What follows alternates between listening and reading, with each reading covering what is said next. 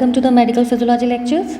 हमने अपने पिछले चैप्टर में सर्फेक्टेंट में आपको बताया था कि अगर किसी वजह से सर्फेक्टेंट का प्रोडक्शन नहीं होता तो सरफेस टेंशन रिड्यूस नहीं होती and the lung will have the tendency to collapse.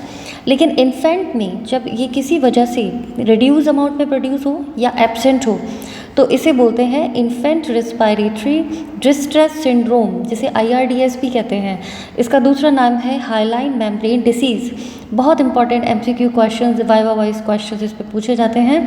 First year में इसमें शॉर्ट नोट्स भी दिए जाते हैं, ठीक है। So in small premature babies कैसे होता है ये कि small premature babies usually जो गेस्टेशन का जो टाइम है 9 मंथ्स का, अगर कोई भी बच्चा इस टाइम ड्यूरेशन से पहले जन्म लेता है तो that is known as premature babies.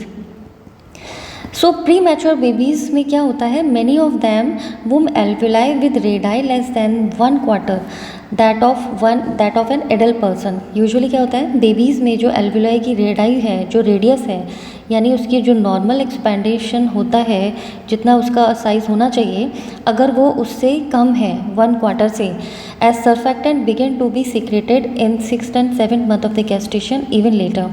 तो इस बात का ताल्लुक किस बात से है, क्या होता है कि जो सर्फेक्टेंट का प्रोडक्शन है या सिक्रेशन है, प्रोडक्शन के बाद में सिक्रेशन, वो 6 से 7th मंथ ऑफ गेस्टेशन में शुरू होता है और कई बार इसके बाद भी होता है।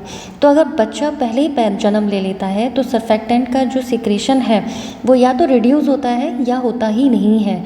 तो ख़ासतौर पे उन बच्चों की एल्वुलाई जिनकी रेडियस जो है 1/4 से कम है, तो in premature babies have little और no surfactant in the alveoli when born. तो जब ये जन्म लेते हैं तो उस कंडीशन में इन प्री मैच्योर बेबीज़ में सर्फेक्टेंट नहीं होता इनकी एल्वुलाई में, and to their lungs have extreme tendency to collapse, जिसकी वजह से उनके लंग्स में टेंडेंसी होती है कोलैप्स कर जाने की। And this condition is known as respiratory distress syndrome of newborn. It is a serious pulmonary disease and this cause surface tension in lungs of these infants is very high। तो surface tension जो है वो बहुत ज़्यादा हो जाती है इस तरीके के प्री मैच्योर बेबीज़ में, and alveoli are collapsed in many areas। तो बहुत सारे एरिया में जो एल्वुलाई है वो कोलैप्स हो जाती है and this condition is known as atelectasis. इसके ऊपर डेफिनेशन से रिलेटेड MCQs भी पूछे जाते हैं। तो यहाँ ध्यान रखिए कि सर्फेक्टेंट नहीं होने से लंग की टेंडेंसी होती है कोलैप्स होने से, जिसकी वजह से respiratory distress syndrome of newborn हो जाता है और जो स्मॉल एल्वुलाइज हैं बहुत सारी जगह कोलैप्स हो जाती हैं and this condition is known as atelectasis. Other consequences क्या होते हैं अगर सर्फेक्टेंट का प्रोडक्शन नहीं हो तो, retention of fluid in the lungs, fluid retention lungs में होने लग जाता है। कैसे, during foetal life chloride is secreted with fluid by pulmonary epithelial sales.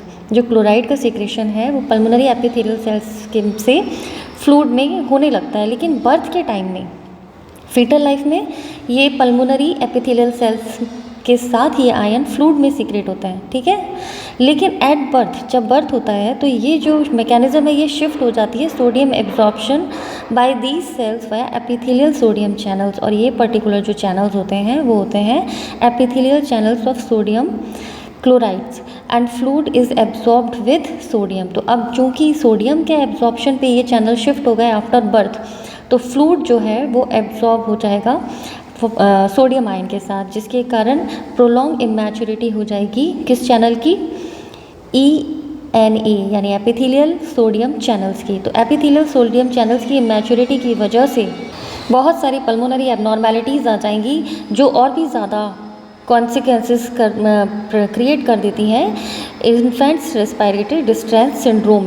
Next आता है ओवर प्रोडक्शन या डिसरेगुलेशन ऑफ सर्फेक्टेंट प्रोटीन। अगर किसी वजह से ओवर प्रोडक्शन है या डिसरेगुलेशन होता है सर्फेक्टेंट प्रोटीन का, this would also lead respiratory distress and is the cause of pulmonary alveolar proteinosis. तो ये बहुत इंपॉर्टेंट MCQ क्वेश्चन बनता है कि पल्मोनरी एल्वुलर प्रोटीनियोसिस का मेन कारण क्या हो जाता है, कई बार ओवर प्रोडक्शन और dysregulation of surfactant proteins. So I hope कि आप सर्फेक्टेंट से रिलेटेड इस चैप्टर को पढ़ने के बाद आप इन्फेंट रेस्पिरेटरी डिस्ट्रेस सिंड्रोम का आंसर दे पाएंगे। तो इस चैप्टर को पढ़ने के लिए सबसे पहले इम्पॉर्टेंट होता है कि आप सर्फेक्टेंट पढ़ें, सरफेस टेंशन पढ़ें, और सरफेस टेंशन के बाद इसकी पैथोफिजियोलॉजी जो इन्फेंट रेस्पिरेटरी डिस्ट्रेस सिंड्रोम है वो आपका कॉन्सेप्ट उसमें क्लियर होगा। सो आई होप IRDS या हाइलाइन मेम्ब्रेन डिसीज़ जो है वो आप समझ पाए होंगे, इससे रिलेटेड क्वेश्चन के आंसर्स आप दे पाएंगे। हमारे साथ इसी तरीके के चैप्टर्स पढ़ने के लिए जुड़े रहिए। Please like and subscribe my channel. मैं doctor Shikha Saxena, associate professor physiology. Wish you all the best, good luck to you. मेरे जो नोट्स हैं मेरी टेलीग्राम लिंक पे अवेलेबल हैं, आप ज्वाइन कर सकते हैं। Thank you, good luck to you.